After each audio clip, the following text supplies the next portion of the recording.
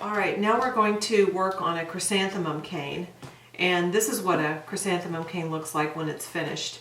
And this is my favorite color combination. This is a Skinner blended rainbow with Primo translucent and Primo white.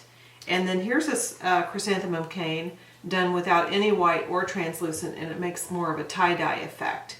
But I like to build it in there with translucent because the translucent kind of creates little windows between all those ruffly petals when you use it in other projects.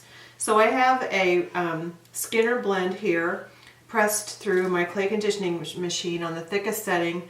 I've got fluorescent pink, cadmium yellow, and turquoise, and I have that blended in a Skinner. This is the thickest setting. Then I have a thickest setting of translucent and of Primo white. And these two pieces are about half as wide as my Skinner blended sheet. And I want to start by increasing the length of my colors of my Skinner blend. So I'm going to fold this over color to color, pink on pink and turquoise on turquoise, and I'm going to press this through my clay conditioning machine on the thickest setting to make it longer. Okay, and so there it is in a long strip. Now I'm going to stack the translucent on top of the white, and I'm going to press these through on the thickest setting of my clay conditioning machine as well. And I've got two pieces just about equal in size. And now I'm going to lay the Skinner blended sheet on top of the translucent and white. And actually my translucent white one's a little short, so I'm just going to stretch it, because I don't want to waste any of that good color.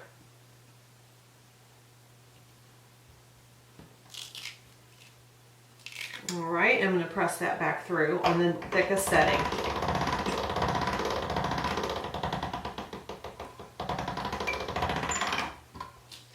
Okay, and so now what I have is a super long, thin Skinner blended sheet. And I like to put the pink in the middle. So I'm going to put the pink toward me, and I'm going to go ahead and trim the rough edges off that I have here on the sides and on the end. I'm going to cut a square end off of the pink. Since blue is my last end, I'm going to leave it. I'm just going to run alongside the edge here and clear off these ragged edges. That happens sometimes because I made my Skinner blend a couple days ago. My clay's been sitting, and so it's not a big deal. It just makes kind of a tattered edge, and we can easily get rid of that with our super slicer.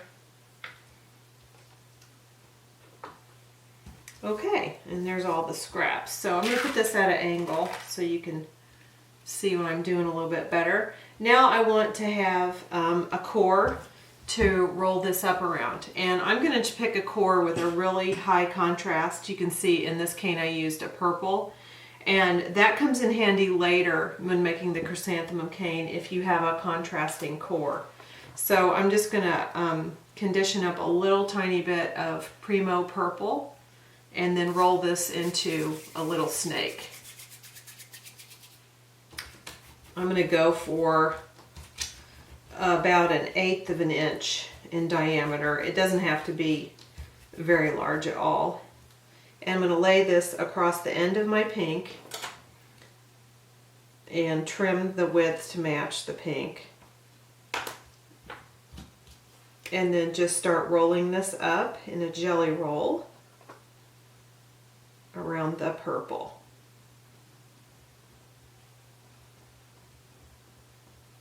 Alright, now just continuing along, rolling everything up together.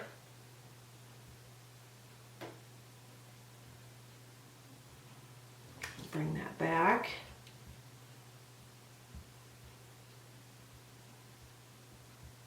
Until your jelly roll is complete. Like so. That's a beautiful rainbow in there with the white on the outside. Okay, just going to use my fingers to kind of seal the edge there.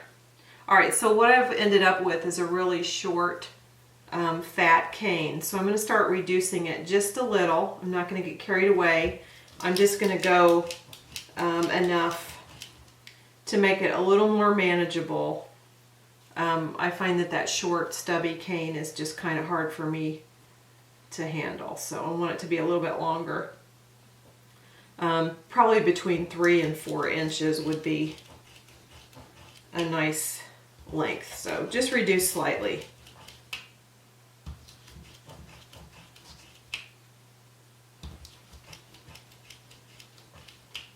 And my white and translucent were I can tell, much softer than my rainbow. So the outside is moving kind of fast. I'm just going to trim that off so you can see what I'm doing better as we move through these steps. You don't have to trim it if you don't want to. I'm just going to do it so you can see each step. Alright, so now I'm around 3 inches. And the key to the chrysanthemum cane is, so far it's obviously just a jelly roll. But you want to get all these real delicate loopy petals going around there, just like a chrysanthemum has, just tons and tons of petals. And you do that by pushing in to the cane from different radiating degrees. Now I like to use something really straight to start my pushing with. Some people use a credit card. I don't like to use a knife or anything too sharp because I don't want to cut through my layers. I want to push down through the layers to push each layer of color into the next layer of color. So I'm going to start right here where the seam was, and I'm going to push. This is a ceramic or a clay tool that Sculpey has put out, and I'm just going to push straight down, and I'm trying to push in toward that purple center. And then I'm going to take my thickest, my heaviest etch and pearl tool and score down through here as well. And I kind of flip it back and forth as I'm doing this. Now what I'm looking for is for the pink to show in that crack. And I'll just keep going until the pink shows. If you look in there, you can see that the crack, now I've scored all the way down to the pink, which is almost the very center. Alright, now gently close that back. And then go directly across from it on the other side of the cane. And I want to round this back up. And do the same thing again and push down from the edge into the center. And once you have that pushed and you can see the clay layers folding down into each other, then go ahead and sort of score, and pushing down and scoring in until you get all the way down to the pink. And then push it back together again. So now what you have is 2 huge petals formed. Repeat this process at the 90-degree marks.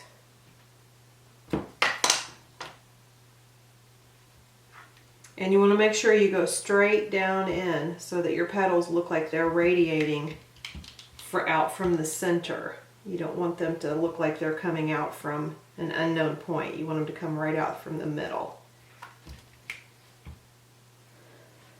There's a third one. And then I'll flip it over and do the fourth.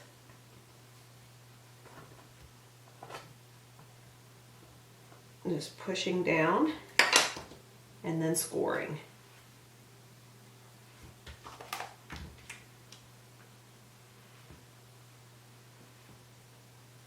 Alright, now I've got a good north, south, east, and west directions. It kind of looks like a 4-leaf clover at this point. Okay, now this gets a little tedious. What you want to do is go back in halfway between each of these north, south, east, and west petals and divide them in half exactly the same way. And then you're going to go back in and go midway between those points again. So you're going to score 3 more times on each of these major petals, and you should end up, I think, with 16 scores in all if you count the original 4. So I will keep doing that and you can score along.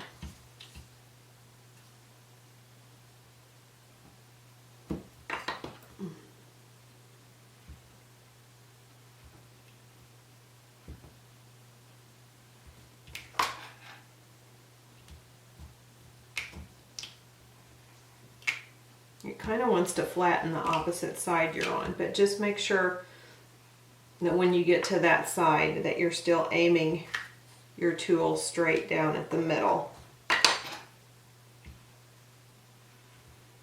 It gets really deformed looking sometimes, but I think it'll help if you take a second and form your cane back up between petal scores.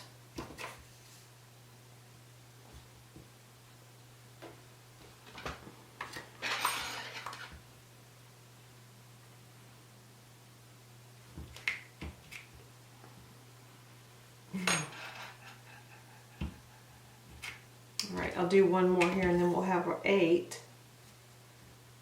Should have 8. And then if we divide all those in half, that'll be our 16.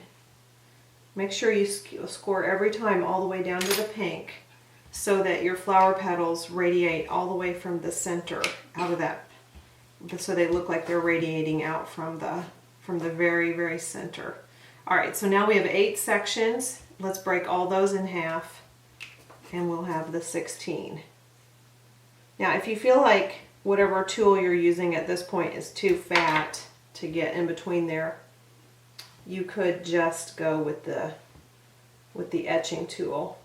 I would not do this with my smaller etch and pearls. The etch and pearls to me are just a super valuable tool and they're really well made. But the smaller two, being that they're made out of aluminum and aluminum is sort of soft, this kind of pressure that I'm putting on them can tend to bend them, and I hate when that happens because I love my etch and pearls, so I don't want to misuse them. You could also use a really heavy needle tool to do this.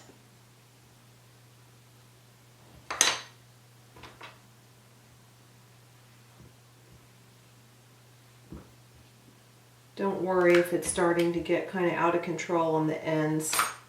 As long as you're aiming right at the center with your scores, it should come out looking fine in the middle.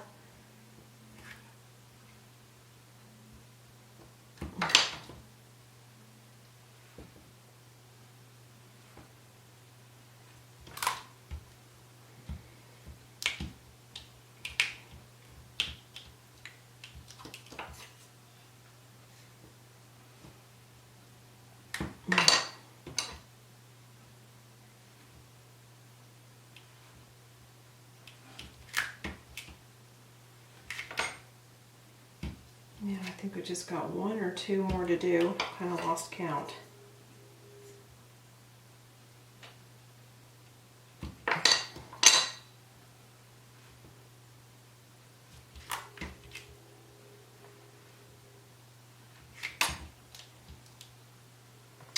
Okay, one more large one up here.